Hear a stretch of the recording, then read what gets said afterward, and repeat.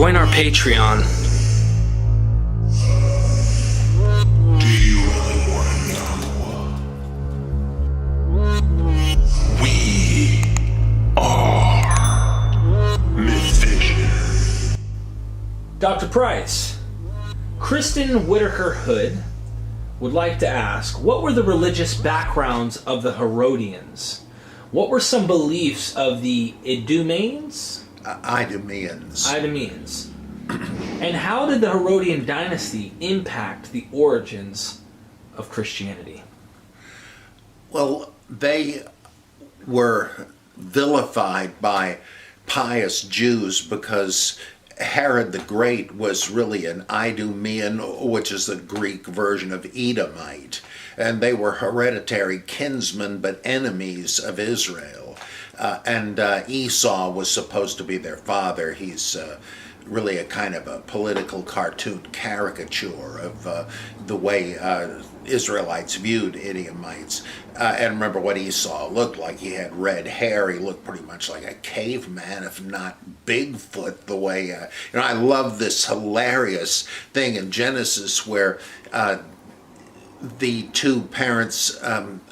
Isaac and Rebekah have different favorite sons, and she is decided on Isaac, whereas on Jacob, whereas old blind Isaac, who was a sun god, and the reason he's blind is because he's at the end of his life, and the sun's rays are getting weaker, etc.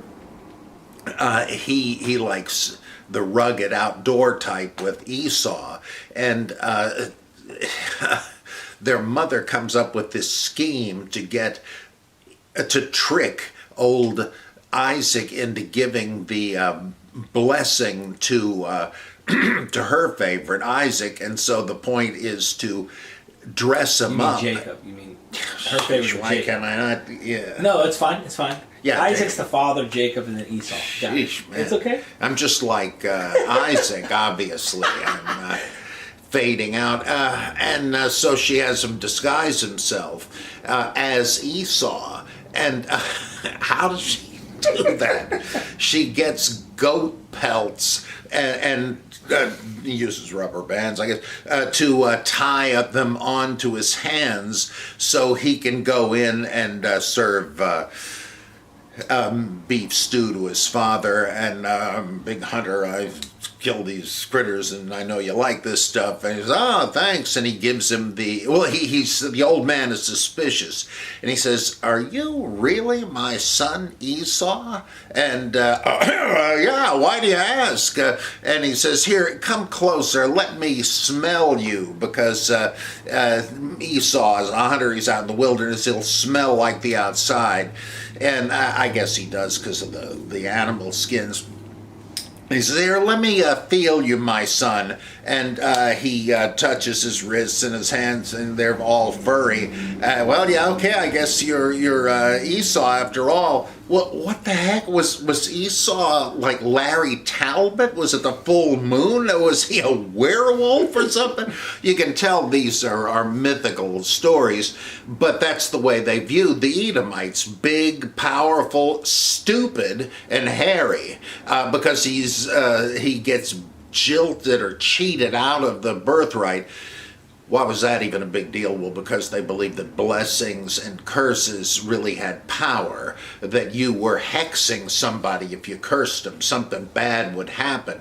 But if you gave them a blessing, well, they would get health and prosperity and so forth. So that's why it's not a silly story in that sense. But so they were hereditary enemies, even though later in the story, Jacob and Esau meet after many years apart, and they reconcile and so on. It's a pretty neat story. But there were these troubles all through history. The Edomites or Idumeans were always kind of allies of Rome once they were on the scene, and they helped them in the conquest of Palestine. So now that's after Herod, though not by much. but they figured Herod the Great claimed to be an observant Jew. He'd sort of have to be the. He was a client king of Rome, Roman client ruling Palestine, Israel, which included Galilee, Samaria, and Judea. Still, the whole thing. And so he married into the Hasmonean dynasty. Judah Maccabee started that, and his various relatives took over when he died. Well, Herod actually killed the last male heir. He was killing people left and right. He was a paranoid maniac. And but he married this woman who was some kind of a Herodian princess and claimed to be a good Jew, though he did stuff not only morally but politically that still outraged Jews. And Rome loved him, Caesar Augustus, because he was very pro-Roman and built Hellenistic Jewish cities, and where diaspora Jews would come and live there, and a lot of Gentiles. But he was paranoid, and he killed various members of his own family because he thought they were up to something and might overthrow him. And this was well known, so that Augustus said about Herod, I would rather be Herod's pig, huios in Greek, than his son, huios. Why? Well, because being at least nominally a Jew, he's not going to eat pigs, but his sons were fair game. Wow. And when he was on his deathbed, Herod the Great ordered that when he died, he knew it was coming real quick, he wanted all the great Jewish leaders they could find to be gathered together into an arena and butchered when he died, because he said that way he could ensure there would be great mourning and wailing among the people. Because if it was just him dying, they'd be throwing parties. Well, when he died, they didn't follow through on that, luckily. But he was really he was a great king, but also a pretty rough one, kind of like the demiurge in Gnostic thought. I said he's not exactly evil, but it's rough justice, and we prefer a loving God. Well, so what were his beliefs and those of the Herods? They were probably, at least superficially, Hellenized Jews who gave at least lip service to the Torah, but didn't necessarily live up to it. They would have gotten along better with the Sadducees than the Pharisees. And in fact, one of the Herodians, Alexander Jannaeus, crucified thousands of Pharisees. And so they were rough customers. Now, it's been argued, I think based on some passages in Josephus, that Herod the Great thought he was the predicted Messiah and was trying to build up a cult of his own. Barbara Thiering talks about this in her books. And at first I thought, what the heck is this? She's kind of making this up. And I found, no, it really was true. He did entertain the thought. Just like Elvis, right? Elvis considered seriously whether he might be the second coming of Christ. And he finally decided, no, but I am a special envoy sent by God to spread joy.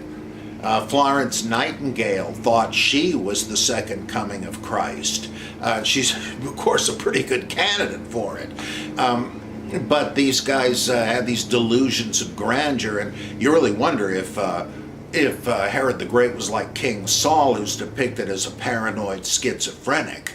They didn't have those terms, but when you look at how they're depicted, they sure were remembered that way, as irrationally murderous, and people are scheming about me and so forth. And then when he died, that unleashed a wave of messiahs. There was Athronges, the shepherd king, who kind of must have been playing it like David, who had been a shepherd and a king. And a couple of other ones that had dominion briefly of this and that group, but they were killed finally. But so just poking in there before we move to its influence, or the Herodians' influence possibly on Christianity and theories about that.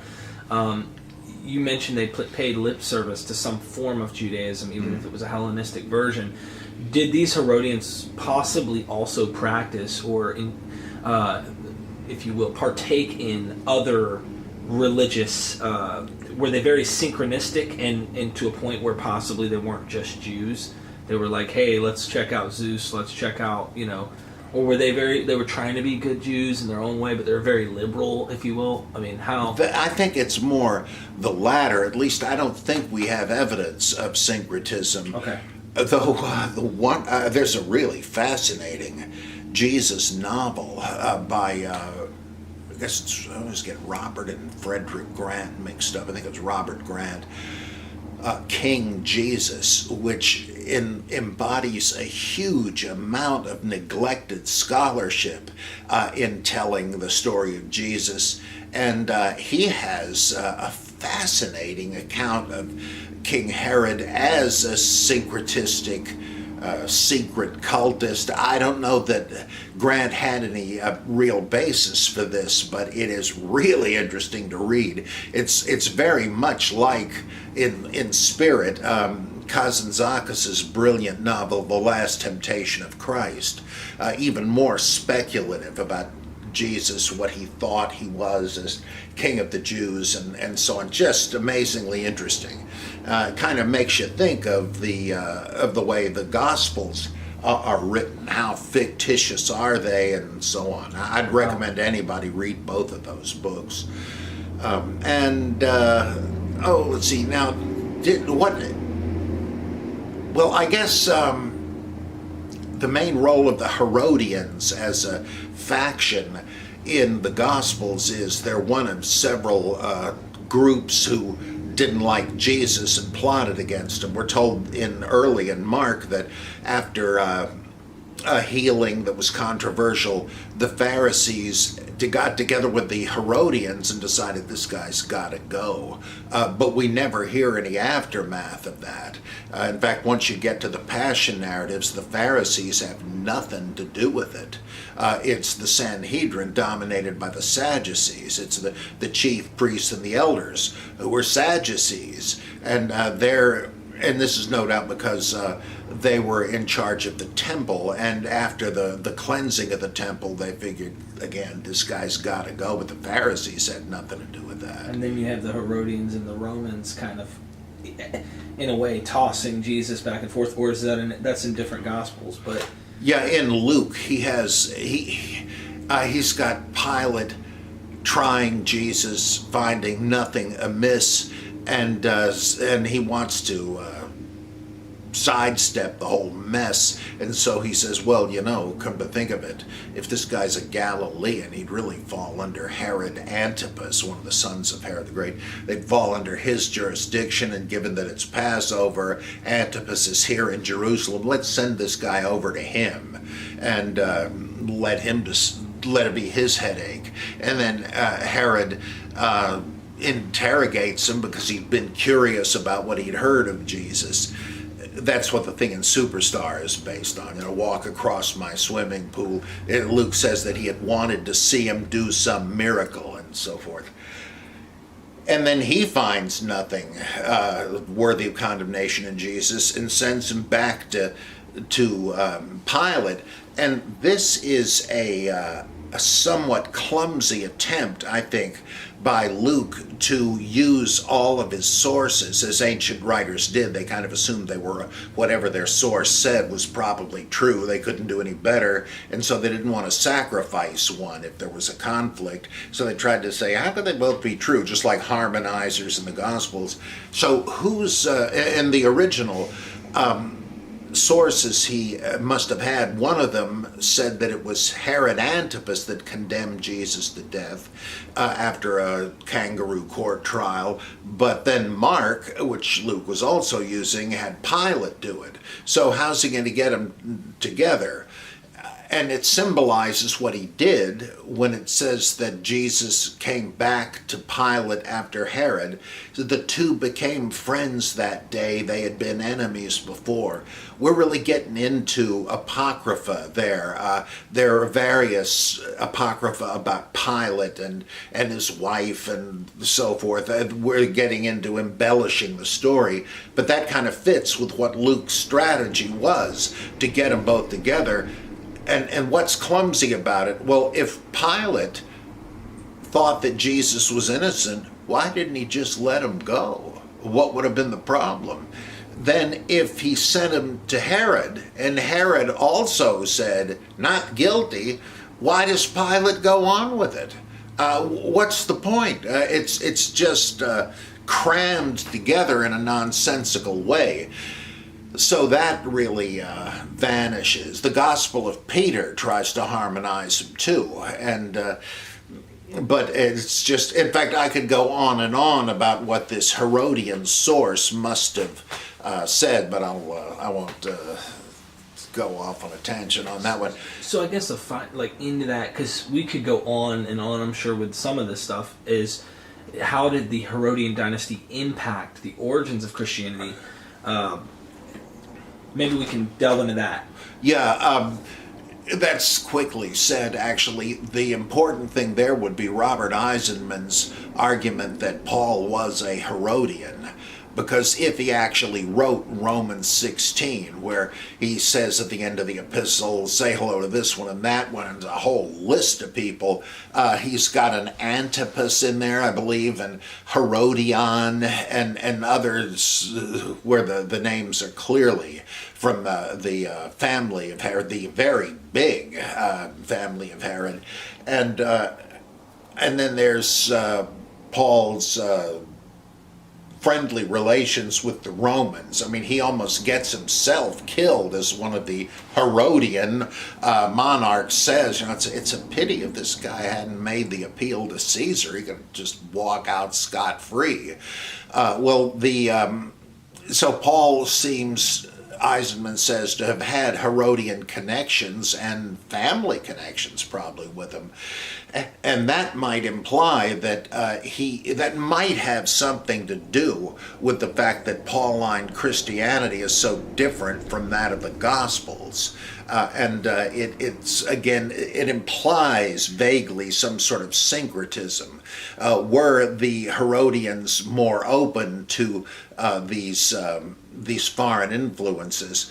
After all, one of their circle was Simon Magus, according to Josephus.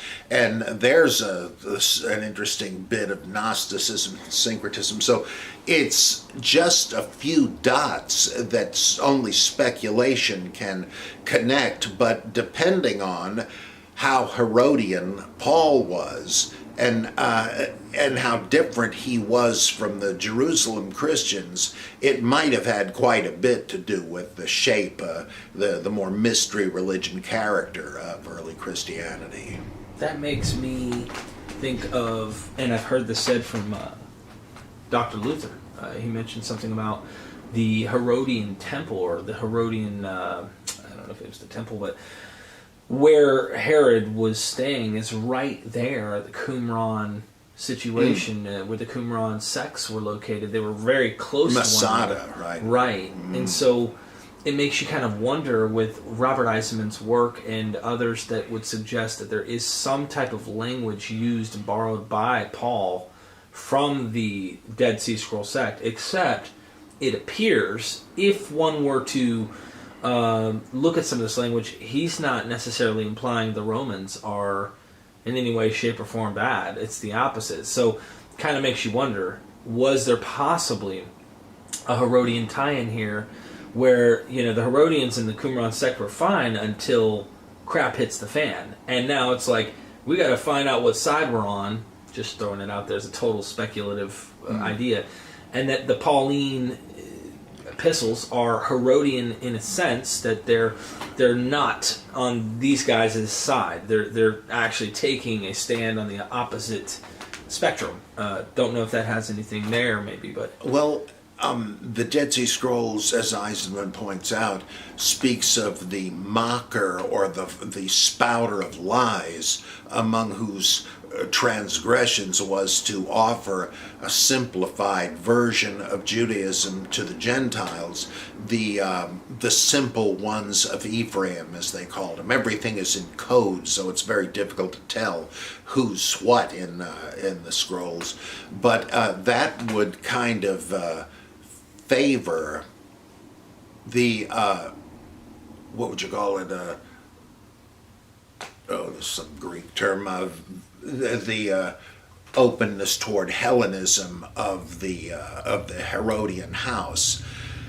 But all of this begs questions of who actually wrote what and who is intended in the Dead Sea Scrolls references and so on. So it gets even more messy and speculative, but there are plausible connections that Eisenman makes. I mean, I regard him as one of the greatest biblical scholars of our age.